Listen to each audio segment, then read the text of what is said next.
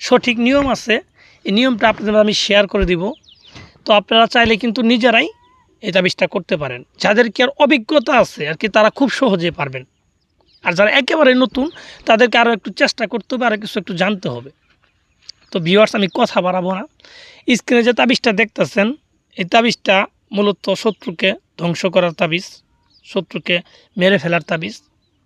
এই তাবিজটা কীভাবে প্রয়োগ করবেন সেটাই আমি বলছি, আপনারা ধৈর্য সহকারে আমার কথাগুলো শুনেন এবং ভিডিওটা ফুল দেখেন। তো ভিউয়ার্স এই তাবিজটা প্রথমত ভালোভাবে দেখে নেন, কীভাবে আমি তাবিজটা লিখছি একটু ভালোভাবে দেখে নেন, প্রয়োজন একটা স্ক্রিনশট করে রাখেন। রাখার পরে এই তাবিজটা আপনি প্রয়োগ করবেন কিভাবে। এই তাবিজটা প্রয়োগ করবেন যে কোনো একটা শনিবারের দিন। শনিবারের দিন রাত্রের বেলা, দিন যে রাত হবে 10টা থেকে 12টার ভিতরেই তাবিজটা লিখে শেষ করতে হবে।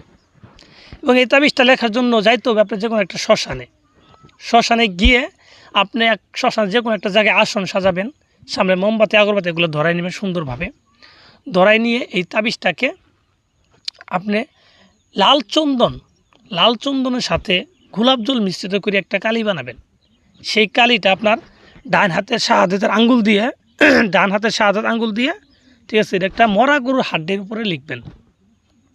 মরা গরুর হাড়ের উপরে এই তাবিজটা লিখবেন। 2টা হাড়ের উপরে 2টা তাবিজ লিখবেন, সুন্দরভাবে লিখবেন। লিখার পরে যে আপনার কাঙ্ক্ষিত শত্রু তার নাম এবং তার বাবার নামটা লিখে দিবেন। যাকে ক্ষতিটা করতে চাচ্ছেন তার নাম তার বাবার নামটা লিখে দিবেন।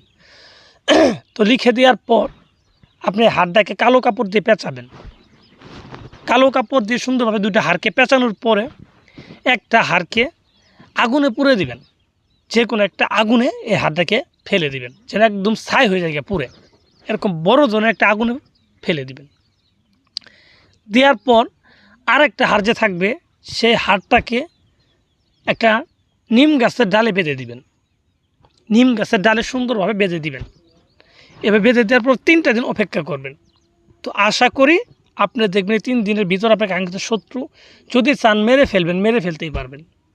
ঠিক আছে, সে অসুস্থ হওয়ার পরে জিনিসটা আপনি খুলে ফেলবেন গাছ থেকে, তাহলে সে অসুস্থই থাকবে। আর যদি মারতে চান তাহলে গাছে ওই হাতকে ঝুলাইয়ে রাখবেন, দেখবেন সে এক পর্যায়ে মারাই যাবে। এটা একবার পরীক্ষিত।